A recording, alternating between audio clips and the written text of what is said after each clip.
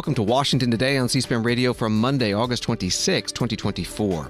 On this third anniversary of the bombing at Abbey Gate outside Kabul's Hamid Karzai International Airport in Afghanistan, former President Donald Trump, Republican presidential nominee, visits Arlington National Cemetery to lay wreaths in honor of the fallen, and then speaks to the National Guard Association conference in Detroit. He posts online that day was the most embarrassing moment in the history of our country, and Kamala's and Biden's incompetence left 13 dead warriors, hundreds of civilians killed, and grievously wounded. Vice President Kamala Harris, Democratic presidential nominee, says in a statement, "These 13 devoted patriots represent the best of America, putting our beloved nation and their fellow Americans above themselves and deploying into danger to keep their fellow citizens safe." She also writes, President Biden made the courageous and right decision to end America's longest war. U.S. House Bipartisan Task Force investigating the Donald Trump assassination attempt visits the rally site where it happened in Butler, Pennsylvania. Donald Trump suggests he may not participate in the presidential debate on September 10th, hosted by ABC News, because he says the network is biased against him. And Kamala Harris wants to keep the microphones on the entire time. White House National Security spokesperson John Kirby gives an update on the military exchange over the weekend between Israel and Hezbollah in Lebanon and the ongoing Israel-Hamas ceasefire talks. And White House National Security Advisor Jake Sullivan stops in Canada on his way to China. Story from News Nation: former President Donald Trump is tying Vice President Kamala Harris to the withdrawal from the Afghanistan war on the third anniversary of the suicide bombing that killed 13 U.S. service members in Kabul. Monday marks 3 years since the August 26, 2021 suicide bombing at Hamid Karzai International Airport, which killed 13 American service members and more than 100 Afghans. The Islamic State group claimed responsibility for the attack. Donald Trump honored the fallen service members killed in the bombing by laying a wreath at Arlington National Cemetery, joined by some of the families at the tomb of the unknown soldier. That was from News Nation. And taps was played after Donald Trump laid that wreath at the tomb of the unknown. By his side, Marine Corporal Kelsey Leonard, who was paralyzed during the bombing at Abbey Gate 3 years ago. Former President Trump then traveled to Detroit, Michigan to speak at the National Guard Association. He spoke about the anniversary. He references former Congresswoman and presidential candidate Tulsi Gabbard, Democrat of Hawaii, who spoke before him and endorsed him for president. Tulsi mentioned early this morning, Tulsi and I were at Arlington National Cemetery with the families of service members who lost their lives in the catastrophic withdrawal from Afghanistan. Not that we withdrew, but the way they did it. We were going to do it with dignity and strength. We were in the process of getting out. We would have never given up Bagram, one of the biggest air bases in the world, 1 hour away from where China makes its nuclear weapons. We gave it up. We gave them everything. China took it over. China now occupies it. Can you imagine? The longest, most powerful runways, I think 8 feet of concrete down, and we gave it all up. Spent billions and billions of dollars years ago building it, 1 hour away, and we're gone, and now China occupies it.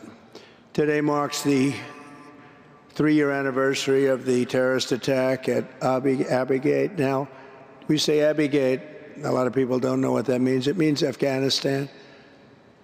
That left 13 American service members dead, dozens more badly wounded, and many innocent civilians also killed and injured, hundreds of people killed. Never been anything like it. It's the wrong base. Shouldn't have taken the soldiers out first. Should have taken the soldiers out last. That's where you'd want to be. They took the soldiers out first, and they had a field day at our expense and our reputation. We will never forget those brave warriors who made the supreme sacrifice for our country. They will live in our hearts forever. And to all the Gold Star families, our gratitude is everlasting, will be everlasting always.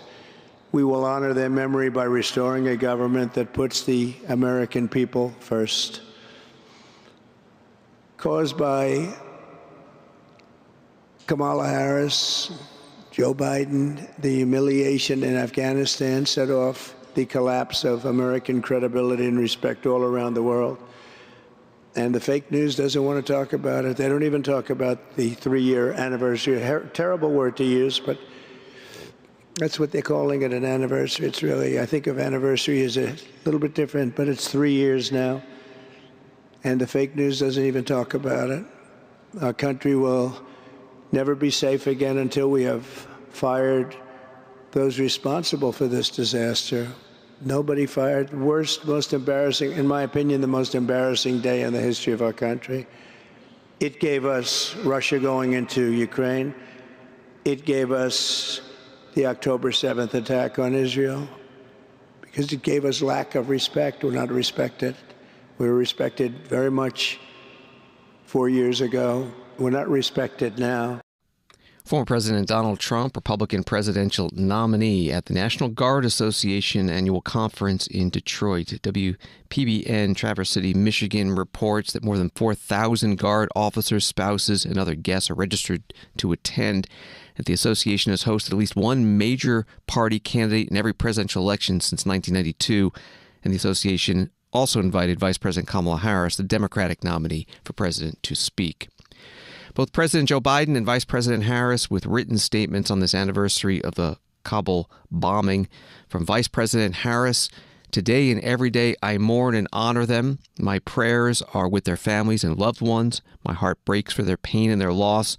These 13 devoted patriots represent the best of America, putting our beloved nation and their fellow Americans above themselves and deploying into danger to keep their fellow citizens safe. As I have said, President Biden made the courageous and right decision to end America's longest war. Over the past 3 years, our administration has demonstrated we can still eliminate terrorists, including the leaders of al-Qaeda and ISIS, without troops deployed into combat zones. I will never hesitate to take whatever action necessary to counter terrorist threats and protect the American people and the homeland. That was the statement from Vice President Kamala Harris. Both the president's statement and the vice president's statement included the names of the 13 Americans who were killed.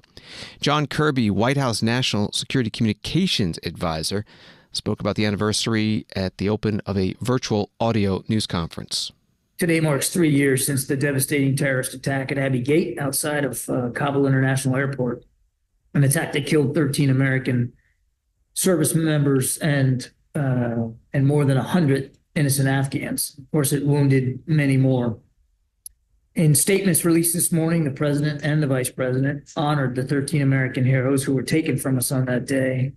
Their prayers and all of our prayers have been and will continue to be with the members' families and their loved ones and their colleagues in the military. And those prayers will stay with them every day and have stayed with them every day since that terrible attack. As our statements said this morning, these 13 Americans and those who were wounded were patriots in every sense, in the highest sense. They embody the very best of who we are as a country, brave, committed, selfless. And we owe them and their families a sacred debt that we'll never really be able to fully repay, but that we can never stop trying to do so. Today, our longest war is over, but our commitment to preventing attacks on the homeland and on our people will never be. We'll continue to disrupt terrorist activity wherever we find it, continue to deliver justice to terrorists who plot against America, just as we have over the last 3 years with leaders from al-Qaeda and ISIS. And we'll also be able to do all that without having to deploy thousands of American troops to ground wars overseas. So again, as we mark this solemn day, we also honor all those who served and sacrificed, and for the families who likewise served and sacrificed.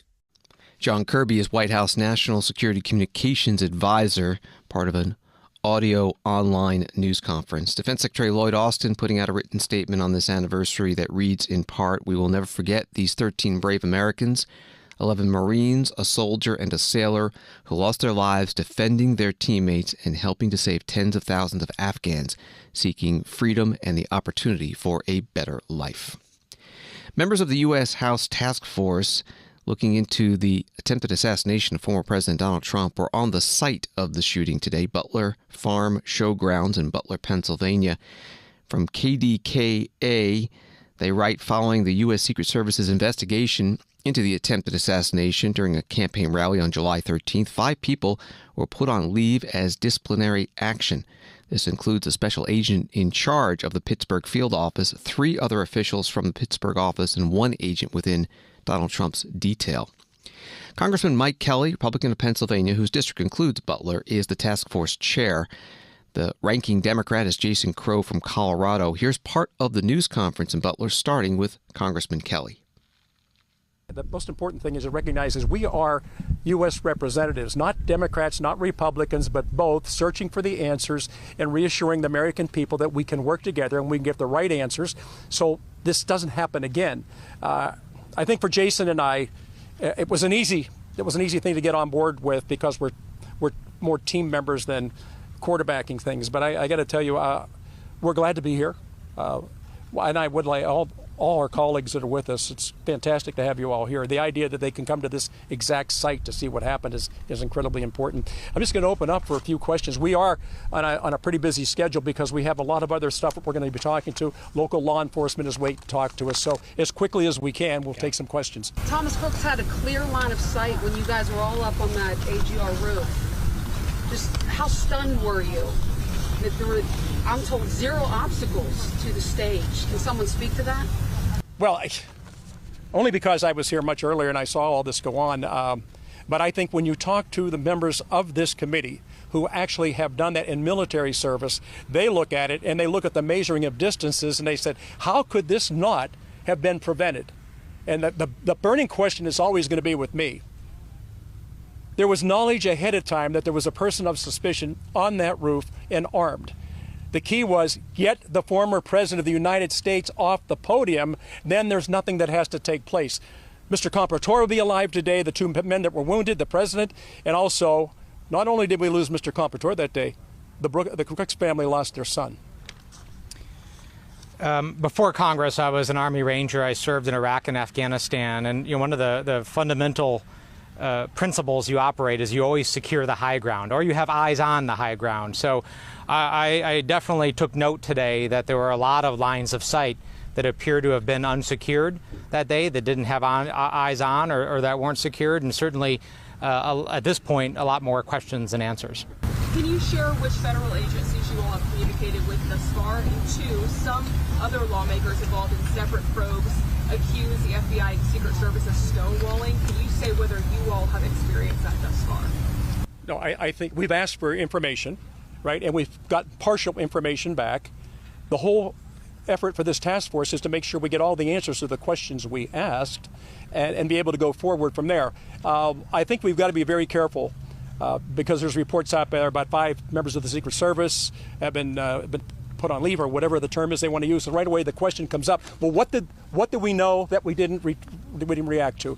I just think that really at this point, and I think whenever Jason and I first talked, the most important thing that we can get out there is not get it out quickly, but get it out accurately so the American people can say, okay, that makes sense. When you do day after day after day of a different opinion, I think that's what adds to then the idea they're hiding something, they're stonewalling, whatever. We've made requests. The staff in D.C., right? They're going through all this. They're getting answers for us. We did have a phone conversation last week with the FBI, and I think we're all longing for the time that we can be together, question those people on those different committees. What was it that you were doing that day? And let's follow up on that. I just think getting to the truth is a slow process. And for us, none of us are looking at it as we have to get a quick answer. We're looking at we have to get the right answer. I just know with his background, everything they do is planned. As a special ops guy, everything is planned. It just doesn't happen. So I think that's what we're relying on. We've got really good people looking for the truth. So. Yeah, thank you, Chairman. Our staff is in regular communication with all of the federal agencies involved. We've received several briefings, one to the members or including the members just last week with the FBI, including a staff-level briefing to the from the Secret Service as well. We have sent one letter, the Chairman and I have sent one letter assuming jurisdiction from all other committees and directing any further productions of information to the task force, which according to the legislation that was passed last month, we are the sole task force of jurisdiction for the House of Representatives for this investigation, and we are proceeding that way. With respect to any other investigations. The FBI is conducting a criminal investigation. There are Inspector General investigations that every agency conducts as a matter of course. We are aware of other members conducting reviews. But again, this is the committee, or this is the task force that the House of Representatives has empowered with subpoena power, with a full investigative authority to conduct the review. Congressman Jason Crow, Democrat from Colorado, ranking member on the task force on the attempted assassination of Donald J. Trump. At a news conference in Butler, Pennsylvania, you also heard from the committee chair, Mike Kelly, Republican of Pennsylvania, whose district includes Butler. Other Republicans on the task force are Mark Green of Tennessee, David Joyce of Ohio, Laurel Lee of Florida, Michael Waltz of Florida, Clay Higgins of Louisiana, and Pat Fallon of Texas. And other Democratic members of the committee, Luke Correa of California, Madeline Dean of Pennsylvania, Chrissy Houlihan of Pennsylvania, Glenn Ivey of Maryland, and Jared Moskowitz of Florida. A group of House Republicans led by Corey Mills of Florida and Eli Crane of Arizona held a forum today in Washington on what they say is an independent investigation into the assassination attempt of Donald Trump. Congressman Mills explained their purpose. As the United States Congressman for Florida's 7th District, I had conducted at least 1,000 of these advances in my lifetime with regards to the State Department and others. And I can tell you, having worked on a counter-sniper team, having worked on an advance team, that there are critical failures that need to be identified so that the American people can understand the transparency of it, but also to raise the questions and awarenesses of why. That is the intent of this entire hearing, is to get to the why, get to those who are responsible, bearing in mind responsibility and accountability are two very different things. This is not an I'm sorry, I'll resign, I'm finished. This is a get accountability to pursue either purposeful intent or criminal gross negligence.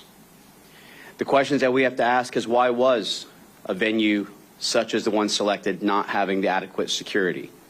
Why was the higher vantage points not covered? Why was there not a either comparable or compatible communication system or a joint operations center established? Where was the security plan, the comms plan, the data range cards? Where was the actual overwatch? Where was the ground teams as far as their rates of instruction? And what was the tactical techniques and procedures that were to be utilized that would identify and mitigate all the existing threats? Congressman Corey Mills, Republican from Florida, at today's forum held by 5 House Republicans at the Heritage Foundation in Washington, D.C. One of the witnesses they invited was Dan Bongino, podcast host and former U.S. Secret Service agent. Here he's questioned by Congressman Eli Crane, Republican from Arizona. Mr. Bongino, I want to turn to you real quick. As somebody with a lot of experience in the Secret Service, is it correct, sir, that you at this point have members of the Secret Service whistleblowing and calling you right now to talk to you about the culture of the Secret Service? There are so many. It's getting to the point now where I thank them and say, but I've already heard that from 10 other guys. And I bring that up because none of these problems are new. Anybody telling you that is lying directly to your face, and you better hope they're not under oath.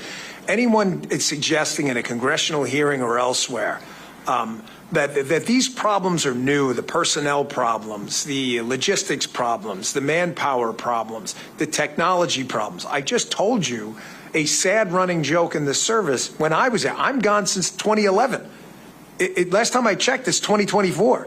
It was yesterday's technology tomorrow. And other things here that are inexcusable that have been brought up before, like Ben and Eric just brought up. The communication failures are basic. This isn't like the Secret Service $1 million radio system that uses NSA-level encryption magically broke down that day. They literally handed them a radio they didn't take. This is why when Congressman Mills says, borderline criminal negligence, you should take that seriously. What could possibly be your excuse to say, you know what, I don't really need to communicate with the law enforcement guys out there on the scene. We asked to, they had no obligation to be there. It's a Secret Service's job to protect the president. Out of a courtesy, they showed up. And you don't even have the respect of these local law enforcement people, respect for them to take the radio? I mean, where was the CP, the command post? The way this works, so everybody understands, or it's supposed to and didn't that day, for reasons still unexplained outside of, again, obscene negligence, any trip for a high-level protectee, you're supposed to have a command post that runs the whole trip at the airport or whatever. They'll communicate with everyone. But those individual sites, like in Butler County, have security rooms themselves, which are kind of mini CPs at each site. Where was it? According to what Ben said before, and from what I've heard, it was either not there or the locals were running it, offered communications, and the Secret Service, whose job it was that day to protect President Trump, said, we're going to pass on the comms. Really, you described it as catastrophic. He's 100% correct. Eric knows exactly what he's talking about. Just apocalyptic failure. Dan Bongino, podcast host and former U.S. Secret Service agent, questioned by Congressman Eli Crane, Republican from Arizona, at today's forum in Washington, led by a group of House Republicans, on the assassination attempt of Donald Trump, what they're calling an independent investigation. A New York Post article today with the headline, "Why Would-Be Trump Assassin Thomas Crooks Remains an Infuriating Enigma Weeks After Shooting." Article reads in part, when federal authorities raided his family's modest home in the wake of the shooting, agents seized hardware, including his laptop, 2 cell phones, and multiple hard drives and flash drives. The large amount of data recovered, around 4.5 terabytes, is a potential technological treasure trove for forensics teams. But authorities said getting definitive answers has been slow going due to the sheer volume of information to sift through. However, it's clear from congressional hearings and the details that have emerged from FBI briefings with lawmakers that investigators still have no satisfying answers for why Crooks targeted Trump. That from the New York Post.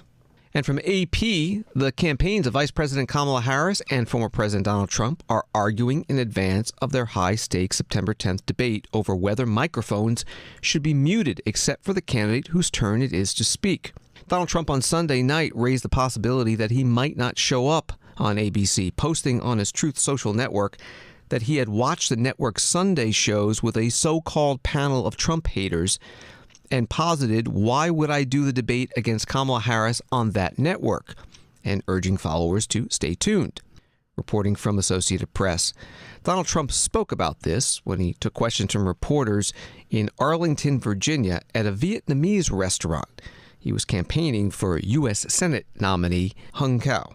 I think ABC is a disgrace. I think having Donna Brazile sitting on that panel, and she's the one that gave the answers and the questions to Hillary Clinton before a debate. I think ABC should be shut out. I'd much rather do it on NBC. I'd much rather do it on CBS, frankly. I think CBS is very unfair, but the best of the group. And certainly I'd do it on Fox. I'd even do it on CNN. I thought CNN treated us very fairly the last time. I think Jake Tapper was very fair and Dana Bash was very fair. But when I watched this interview of Tom Cotton, fortunately he's a total pro, he knows what he's doing. And then when I watched the roundtable after that, I said the hostility is crazy. So we're thinking about it. We're thinking about it. They also want to change the rules. You know, the deal was we keep the same rules. Now all of a sudden they want to make a change in the rules because she can't answer questions. Why doesn't she do a couple of question answer? Why doesn't she do something like I'm doing right now? She can't talk. We can't have another dummy as a president, okay? We cannot have a dummy. And the people from Vietnam agree with that. President Trump, would you want the microphones muted in the debate whenever you're not speaking? We agreed to the same rules. I don't know. It doesn't matter to me. I'd rather have it probably on, but the agreement was that it would be the same as it was last time. In that case, it was muted. I didn't like it the last time, but it worked out fine. I mean, ask Biden how it worked out. It was fine. And I think it should be the same. We agreed to the same rules. Same rules and same specifications. And I think that's probably what it should be. But they're trying to change it. The truth is they're trying to get out of it because she doesn't want to debate. She's not a good debater. She's not a smart person. She doesn't want to debate. Donald Trump, former president and Republican presidential nominee for this November's election, today in Arlington, Virginia, at a Vietnamese restaurant where he was standing beside the U.S. Senate Republican nominee Hung Cao. Michael Tyler Harris Waltz, campaign communications director, said on MSNBC why Vice President Kamala Harris, Democratic presidential nominee, prefers the live microphones at the debate. Is this an issue that is going to make the debate, is this a make it or break it on this debate? No, it shouldn't be, because, again, Donald Trump, today himself said it doesn't matter to him, that he's comfortable with live microphones throughout the debate. And does it matter to the Harris debate? Does the Harris campaign matter if it's open or not? I mean, is that enough to that is absolutely stop That is absolutely our preference. That is absolutely our preference in this campaign, to have live microphones so that the American people can see both candidates for who they are and hear everything that comes out of their mouths. Donald Trump will be on that debate stage, and he will talk about his plans to ban abortion. He'll interject, he'll rant, he'll rave, he'll air his own personal grievances, and the American people deserve to see that. I got it, but it just seems like it's like such a minor point to be canceling or not a debate. But anyway, I'm glad that you cleared that one up. Let's see, if there's any response by the Trump campaign. But meanwhile, I want to ask you about Trump has made his response, and he agrees with our position. So we look forward to the debate on September 10th with live mics between the two candidates. That's what the American people deserve to see, and apparently that's what they will see. Michael Tyler, a campaign communications director for Harris Waltz, today on MSNBC. Donald Trump is in Detroit today and plans to hold campaign events in Michigan and Wisconsin and Pennsylvania this week. Vice President Kamala Harris and the Democratic running mate, Minnesota Governor Tim Walz, plan a bus tour of southern Georgia this week, followed by a rally held by Kamala Harris in Savannah, Georgia. Elaine Kamarck, Democratic National Committee Rules and Bylaws Committee member, took part today in a Brookings Institution virtual discussion about the presidential campaign and what came out of last week's Democratic National Convention. The moderator, Doyle McManus, Washington columnist for the Los Angeles Times, asked her about a Republican criticism of the nominee. We don't have an official Republican on this panel, so let me channel what I thought was one of the most interesting Republican critiques we saw last week, and it came from the estimable Peggy Noonan of the Wall Street Journal. And it was this. Here's what Peggy wrote. Harris's real weak point is policy. She will be perceived by many voters as farther to the left than they want to go. One of the reasons Democrats had such unity is that the progressives won a struggle in the party. That's where the rising power in the party is, and Ms. Harris is of and from that rising power. Does Peggy Noonan have a point? Is the Harris ticket's vulnerability the one that Mr. Trump is already playing on, calling them a bunch of dangerous leftist radicals? Let me take that on to begin with. I think that what needs to be seen here is the full context, that there has been somewhat of a shift to the left in the Democratic Party, certainly since the era when Bill Galston and I were hammering the Democratic Party to not be too far to the left because they kept losing elections. But that's because the whole country has gone there. So, for instance, I can remember so clearly the 1992 Clinton campaign. He gave one event on gay rights, and it was carefully timed to be at 11:30 at night. Because back then there was no internet stuff, and so we had to wait for filing deadlines for papers, et cetera. And it essentially went unnoticed. And that's not at all the case today. The other thing that's happened in this period of time is that the Republican Party has simply gone off the rails. And that's where I think that's what I think Peggy misses, is that, and this is why Vance, by the way, is so unpopular. It turns out that Vance's cat lady's comment not only was offensive in and of itself, but it opened up an entire exploration of this far right wing of the Republican Party that basically believes that women ought to have children. It has feelings of The Handmaid's Tale, that Margaret Atwood novel that was such a popular television show where women's bodies were subjected to the state for the purpose of child rearing. I mean, it's creepy stuff. It's just really creepy stuff. And I think that what's really happened is not so much that the Democrats have moved a little bit to the left, but the country has. It's a much more open, country, women's rights are much more taken for granted. And there's this bunch of Republicans out there wanting to take us back, which is why that slogan from the convention was so important. That refers, make no doubt about it, that refers to abortion, but more largely to women's rights, women's place in society, et cetera. And that is incredibly powerful. And that's where they're in trouble. That's really where they're in trouble. Elaine Kamarck, Democratic National Committee Rules and Bylaws Committee member at a Brookings Institution virtual discussion about the presidential campaign. You also heard from the moderator Doyle McManus from the LA Times. Washington Today continues in a moment. Hi, I'm Susan Swain. Campaign 2024 has evolved in some unexpected ways. And from now until Election Day, C-SPAN promises you unfiltered coverage of the candidates as they battle to win the White House and Congress. You may not know that C-SPAN is a private company that operates without a dime of government money. And like many media organizations, we've been impacted by cord cutting. This summer, we are asking for you to help support our unbiased political coverage with a donation.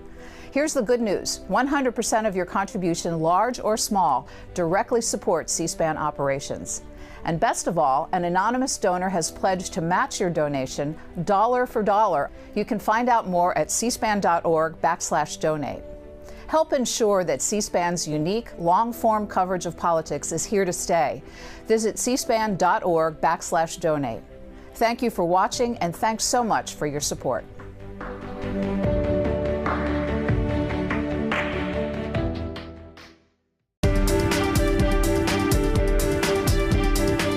Welcome back to Washington Today, available as a podcast wherever you find your podcasts and on the free C-SPAN Now mobile app. Story from Reuters. Israeli officials and media reacted with satisfaction on Monday after a long-expected missile attack by the Iranian-backed Hezbollah movement appeared to have been largely thwarted by preemptive Israeli strikes in southern Lebanon. Both Hezbollah and Israel seemed content to let Sunday's attack in retaliation for the killing of a senior Hezbollah commander in Beirut last month count as settled for the moment. And a story from CNN, negotiators working to strike a deal for a ceasefire in Gaza and the release of Israeli hostages made progress over the weekend, according to a senior U.S. official familiar with the talks in Cairo, where mediators discussed final details of a potential agreement, including the names of prisoners that would be exchanged as part of the pact.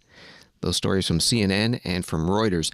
The White House Strategic Communications Advisor, John Kirby, spoke about all this during a virtual audio news conference.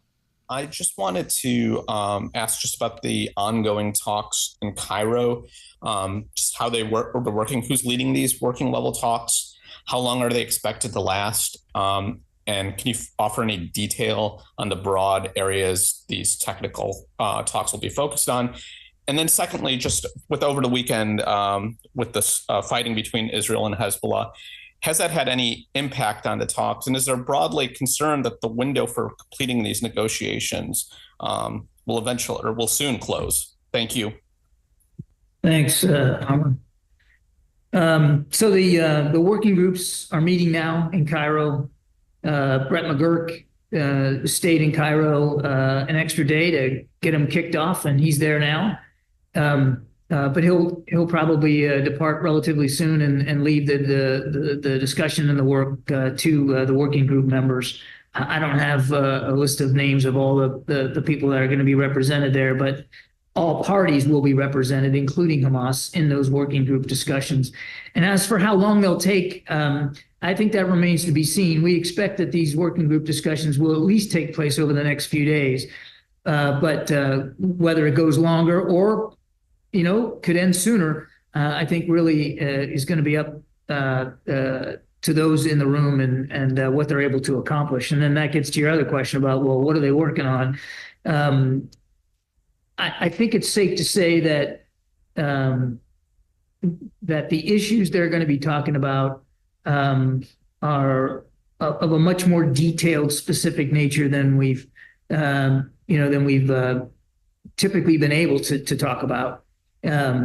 For instance, and I want to be careful, obviously, but for instance, one issue that will be for the working groups to to flesh out is the exchange of hostages and prisoners that Israel's holding. What that exchange looks like, how many, some of the details of exactly who will be released on either side and at what pace, those kinds of things. That's a good example of some of the things that they're trying to flesh out now. I think it's best if I don't go into more detail than that, though, right now. And on the attacks over the weekend, no, there was not an impact on the talks in Cairo. And we're certainly glad to see that. Obviously, as I said earlier, the working groups are now meeting and talking. And so there continues to be progress. And our team on the ground continues to describe the talks as constructive. So despite the rocket and drone attack by Hezbollah over the course of the weekend, which Israel did a terrific job defending against, it has not affected the actual work on the ground by the teams trying to get this ceasefire deal in place. And then so your other question about whether the window's closing or not, look, we've had a sense of urgency about this since the get-go. And the president announced this proposal way back in late May, and here we are, you and me, talking in late August. We would have obviously preferred to see this ceasefire in place months ago, right after the president laid forward that proposal that originated in Israel. And so here we are, we're still having these talks. I mean, we've never let go of that sense of urgency. We want to get it done as soon as possible. I think we're all watching what's going on in the region writ large very, very closely, monitoring the situation. Don't want to see an all-out war, and we're doing everything we can to try to prevent that. As you probably heard from the Pentagon, we're maintaining a pretty robust force posture there to be able to defend ourselves and defend Israel should it come to that. Hopefully it won't. But we want to get this ceasefire deal as soon as possible. So we haven't let our interest in doing that wane. We haven't taken our foot off the gas. The same sense of urgency exists now as it did months ago. John Kirby is White House Strategic Communications Advisor in a virtual audio news conference, and AFP writes the U.S. assesses there is still a threat of a new attack on Israel by Iran or its proxies, the Pentagon said Monday, after Lebanon's Hezbollah launched a rocket and drone barrage over the weekend. Pentagon spokesman Major General Pat Ryder told journalists, "We continue to assess that there is a threat of attack, and we remain well-postured to be able to support Israel's defense as well as to protect our forces should they be attacked." Another Reuters story, United Nations aid operations in Gaza ground to a halt on Monday after Israel issued new evacuation orders on Sunday in the central Gaza Strip where the UN Operations Center was located, said a senior UN official. And Sam Rose, Senior Deputy Field Director for the United Nations Relief and Works Agency for Palestine Refugees in the Near East, also known as UNRWA, gave more information during a news conference with reporters at the United Nations in New York City. Sam Rose joined remotely. Michelle Nichols from Reuters. Thanks so much for doing this briefing for us. We really appreciate it. We've just heard from a senior UN official who said that given the evacuation order that was made yesterday in the area where the UN Central Command for all aid operations has been made, that as of today, basically all UN humanitarian operations have ground to a halt because conditions just don't allow for them to take place. What can you tell us about that, and how might this affect the upcoming polio vaccination? Thank you. No, thanks for the question. Look, indeed, yeah, it was about this time yesterday evacuation orders were issued. There have been a slew of them over August, I think 13 or 15 in August to date. The ones last night affected a block of Gaza in which a number of UN international guest houses were situated. So a number of UN staff on the move, their buildings are evacuated. We're in the UNRWA guest house here, and we're accommodating a number of international staff. Others had to spend the night in one of our warehouses down in Khan Yunis. I mean, what I can say is that the humanitarian operations have been incredibly squeezed. We're getting very little aid supply in through Kerem Shalom. We estimate that 1 million people who we plan to assist with food aid in August will go without. But look, for UNRWA, we deliver our services directly through our workforce of 5,000 staff who are working on any given day. Our health services continue across 8 or 9 primary healthcare centers and over 90 health points that are operating in and around schools that have turned into shelters where literally hundreds of thousands of people are seeking shelter. Those services are continuing, but indeed the space and the ability of the UN system, of the humanitarian system to operate in Gaza is becoming increasingly difficult, is becoming increasingly constrained at a time when we need to throw all resources at this to deal with the issues that we're facing. Sam Rose is Senior Deputy Field Director for UNRWA, United Nations Relief and Works Agency for Palestine refugees in the Near East. During a news conference today, he joined remotely to reporters at the UN in New York City. Returning to the Reuters article, the evacuation order came as the UN prepares to begin on Saturday a campaign to vaccinate an estimated 640,000 children in Gaza, where the World Health Organization said a 10-month-old baby had been paralyzed by the type 2 polio virus, the first such case in the territory in 25 years. Kyiv Independent writes that Russia has launched the largest attack on Ukraine since the beginning of the full-scale invasion in 2022. Ukraine's Air Force reported on August 26th. 7 people were killed and 47 were injured, according to the State Emergency Service. Russian forces carry out an attack targeting 15 oblasts, according to the Prime Minister. And Ukrainian President Volodymyr Zelensky posting on X, each of these strikes repeatedly reminds us of the critical need for long-range capabilities to give our defense forces sufficient long-range weapons to destroy the terrorists precisely at the locations from which they launch their attacks. From Bloomberg, China will bring up issues related to Taiwan and, quote, arbitrary measures like tariffs when U.S. National Security Advisor Jake Sullivan visits this week, a trip aimed at maintaining dialogue between the geopolitical rivals. The official Xinhua news agency reported Sunday, citing a foreign ministry official, the Chinese side will focus on raising serious concerns, articulating its position, and laying out serious demands on issues related to the Taiwan question, the right to development, and China's strategic security. That was from Bloomberg. Jake Sullivan was in Halifax, Nova Scotia, Canada, meeting with Canadian government officials on Sunday before he left for China. And during a news conference, he was asked about tariffs.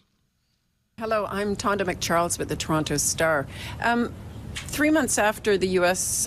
imposed tariffs, hiked tariffs on Chinese EV imports, Canada still has yet to act, has not yet revealed its plan. And I'm wondering what your message is to the Canadian government vis-a-vis your national security concerns around this vital industry.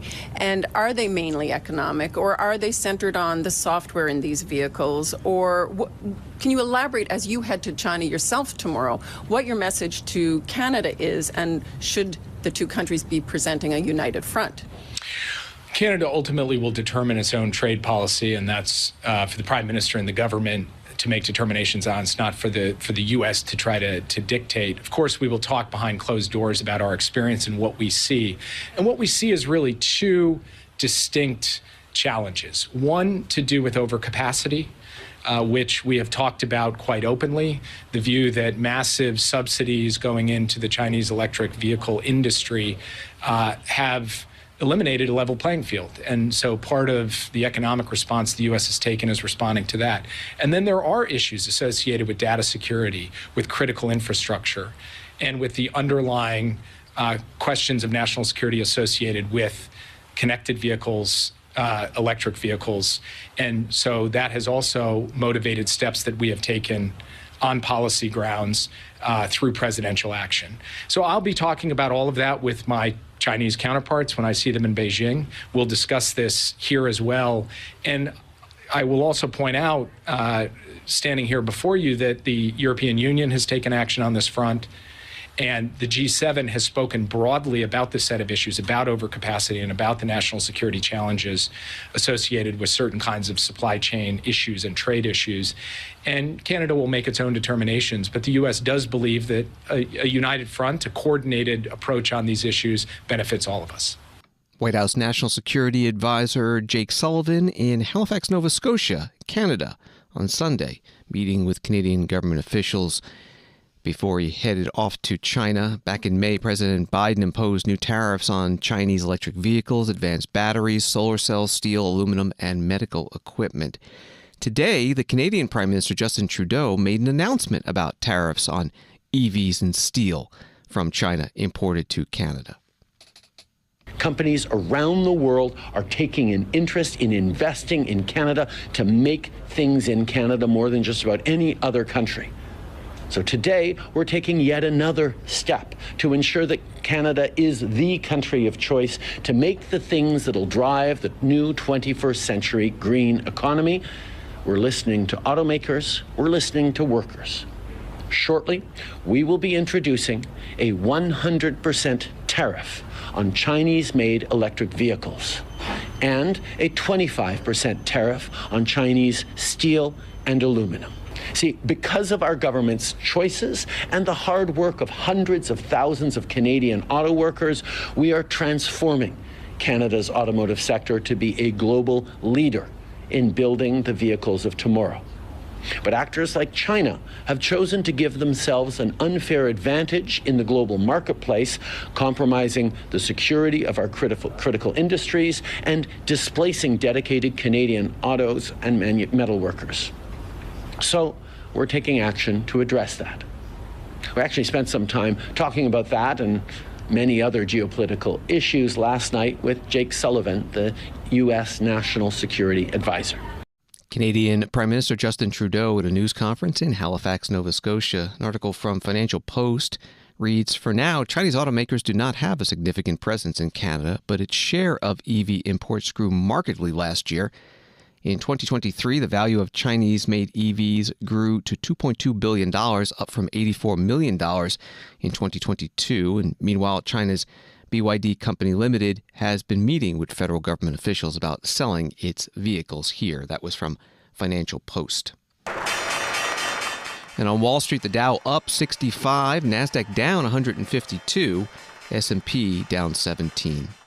Thanks for listening to Washington Today. Subscribe to C-SPAN's free evening newsletter, Word for Word, and you'll get the stories making headlines in Washington sent to your inbox every day. Sign up at cspan.org/connect. Have a good night.